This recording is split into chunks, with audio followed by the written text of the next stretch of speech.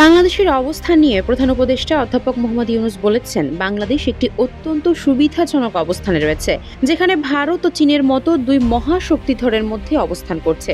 এই ভূ অর্থনৈতিক পরিস্থিতি বাংলাদেশের জন্য সুবর্ণ সুযোগ তৈরি করেছে। এই দেশে বিস্তৃত সমুদ্র উপকূল এবং হিমালয়ের কাছে বিপুল শক্তির উৎস যেমন হাইড্রো পাওয়ারের সম্ভাবনা রয়েছে, যা শুধু প্রতিবেশী দেশগুলোর জন্যই নয়, বাংলাদেশের জন্যও সম্ভাবনার দরজা খুলে দিচ্ছে। রোববার সন্ধ্যায় রাজধানীর বাংলাদেশ চীন মৈত্রী সম্মেলন কেন্দ্রে বাংলাদেশ অ্যাডমিনিস্ট্রেটিভ সার্ভিস অ্যাসোসিয়েশনের বার্ষিক সম্মেলনে তিনি কথা বলেন। প্রধান উপদেষ্টা বলেন, বাংলাদেশের উপকূলভূমি ও সমুদ্র বন্দরগুলো ব্যবহার করে কুমিল্লা থেকে টেকনাফ পর্যন্ত বিস্তৃত অর্থনৈতিক অঞ্চলের জন্য কাজ শুরু হয়েছে। এর মাধ্যমে সমুদ্রপথে মালামাল পরিবহনের সুবিধা বৃদ্ধি পাবে এবং বাংলাদেশ থেকে নেপাল, ভুটান ও ভারতের পূর্বাঞ্চলের সেভেন সিস্টার্সে সহজে ব্যবসা চলাচল সম্ভব হবে।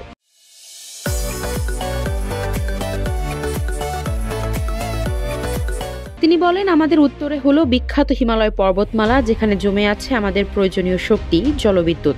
কত শক্তি দরকার বাংলাদেশের, ওখানে সব জমা আছে, হারিয়ে যাচ্ছে না, শুধু নেওয়ার অপেক্ষা। শুধু প্রতিবেশী দেশের সঙ্গে সম্পর্ক করা, যাতে করে আমরা নেপাল এবং বাংলাদেশের মধ্যে যে দূরত্বটুকু রয়েছে সেটুকু অতিক্রম করতে পারি, আর কিছুই না। তিনি উল্লেখ করেন, নেপাল এবং ভুটান সমুদ্রের সুবিধা পায় না, তবে বাংলাদেশ তাদের সমুদ্র পথের দরজা খুলে দিতে পারে।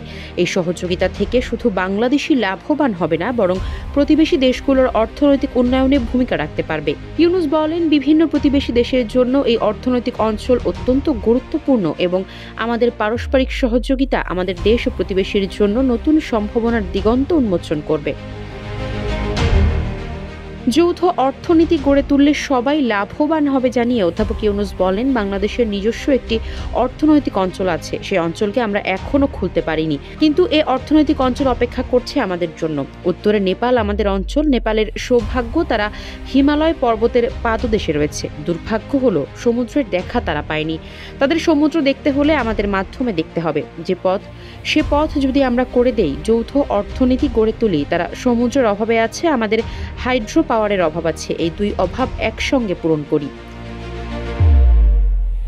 প্রধান উপদেষ্টা বলেন, আমরা ভবিষ্যৎকে নিয়ে হতাশায় ভুগি, হতাশার মতো কোনো কারণ নেই। এটা আনন্দের বিষয় যে বাংলাদেশের অবস্থান ও সুযোগ সুবিধা, এগুলোকে আহরণ করা, কাজে লাগানো দরকার। প্রক্রিয়া শুরু হয়েছে, এই প্রক্রিয়াকে আরও জোরদার করতে হবে বলে আশাবাদ ব্যক্ত করেন তিনি। আফসারা নাজ, ইত্তেফাক।